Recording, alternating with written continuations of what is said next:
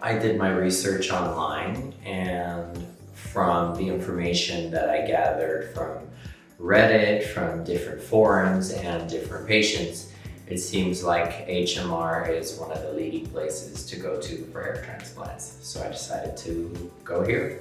From the research that I've done and the people that I've spoken to that have actually had their procedure here, yeah, so far HMR seems to be the #1 place in Mexico to get a hair transplant. So come here, get it done. What are you waiting for? Are you just gonna sit there and watch your hair wither away year after year and look in the mirror and look old when you can get this done instantly? My suggestion is, why wait and see yourself age day after day when you can get a hair transplant? The technology is there, and you don't need to fly to Turkey or spend tons of money in the US. Just come to HMR. Simple.